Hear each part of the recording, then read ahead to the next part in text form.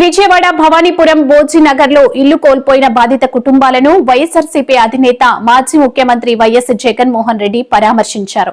మొత్తం 42 బాధిత కుటుంబాలు తమ గోడును ఆయనకు చెప్పుకున్నాయి. తమకు జరిగిన అన్యాయాన్ని వివరించడంతో పాటు కూల్చివేతలకు సంబంధించిన ఫోటోలను బాధితులు వైఎస్ జగన్ కు చూపించారు.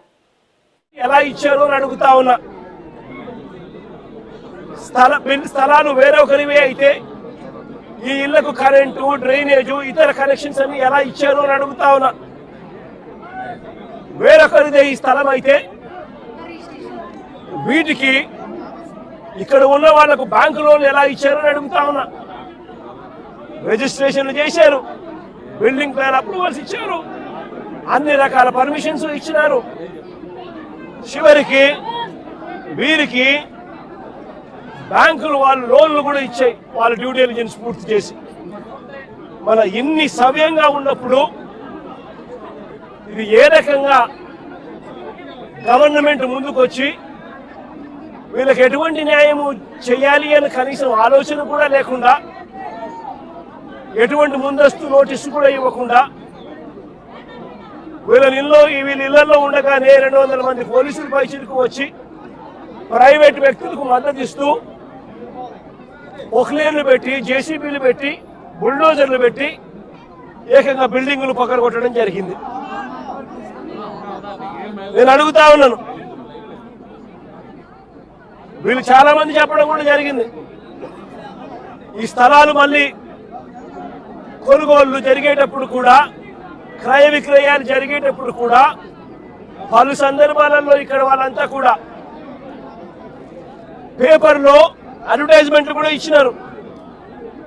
ఎవరికైనా అభ్యంతరాలుంటే తెలియజెప్పాలి అని చెప్పి పత్రికా ప్రకటనలు కూడా ఇచ్చారు.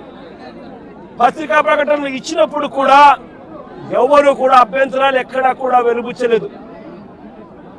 అలాంటిది 25 సంవత్సరాలుగా వీళ్ళు ఇక్కడే ఇలాగే ఉంటూ ఉంటే వీళ్ళను బుల్డోజర్లు పెట్టి ప్రైవేట్ వ్యక్తులకు మేలు చేసేందుకు ఈ 150 కోట్ల పైచిలకు, ఇవాళటి వాల్యూలో 150 కోట్ల పైచిలకు వాల్యూ ఉన్న ఈ ప్రాపర్టీని కబ్జా చేసేందుకు ఏకంగా చంద్రబాబు నాయుడు, ఆయన కొడుకు, ఆయన పార్టీకి సంబంధించిన ఎంపీ, జనసేన పార్టీకి సంబంధించిన కార్పొరేటర్లు ఇంతమంది ఒకటై పేదలను నిస్సహాయాలుగా ఈరోజు రోడ్డు మీద నిలబెట్టించారు. నిజంగా నేను అడుగుతా ఉన్నా, ఈ ప్రభుత్వం అన్నది పేదల తరఫున ఉందా అని.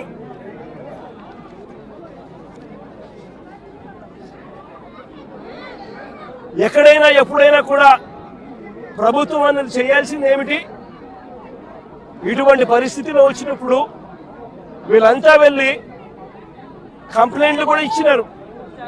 సాక్షాత్తు చంద్రబాబు నాయుడు కలిసినారు, చంద్రబాబు నాయుడు 3 సార్లు కలిసినారు, లోకేష్ 2 సార్లు కలిసినారు, అర్జీలు ఇచ్చినారు.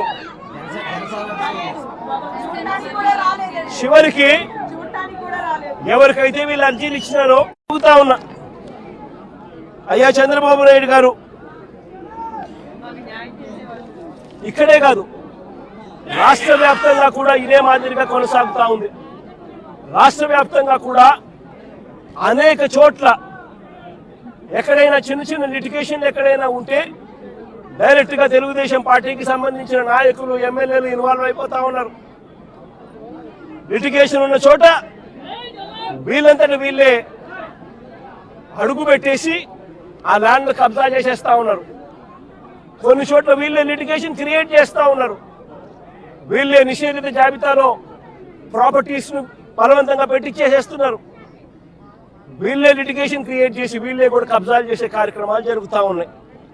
రాష్ట్ర వ్యాప్తంగా ఇదే రకమైన అన్యాయం కొనసాగుతూనే ఉంది.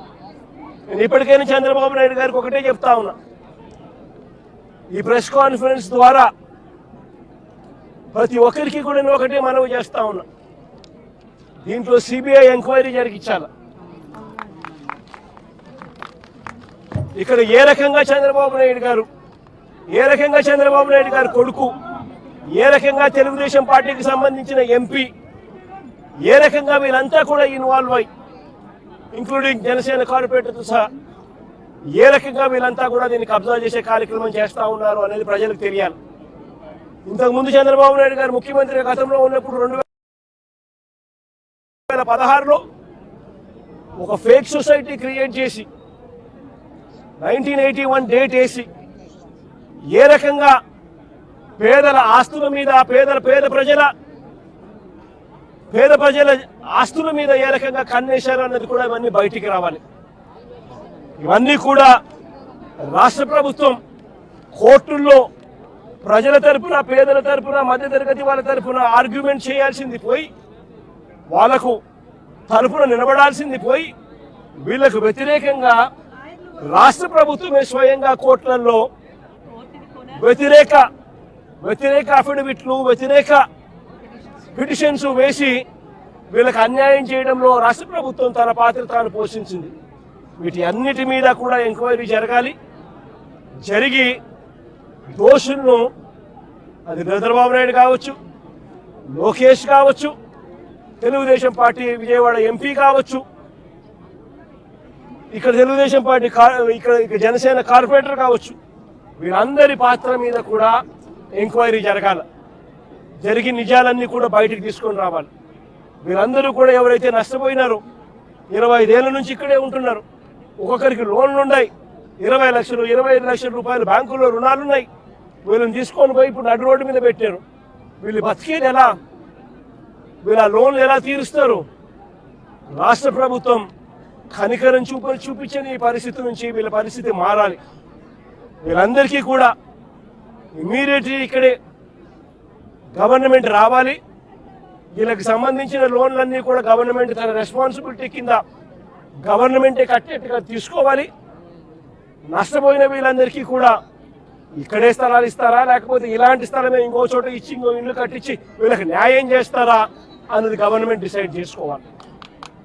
నేను చంద్రబాబు నాయుడు గారు గట్టిగా ఒకటే చెప్తా ఉన్నా, అయ్యా చంద్రబాబు, నువ్వు కన్నా ఈ కార్యక్రమం చేయకపోతే రేపొద్దున మా ప్రభుత్వం వచ్చిన తర్వాత, వైఎస్ఆర్సీపీ ప్రభుత్వం వచ్చిన తర్వాత ఖచ్చితంగా చెప్తా ఉన్నాను,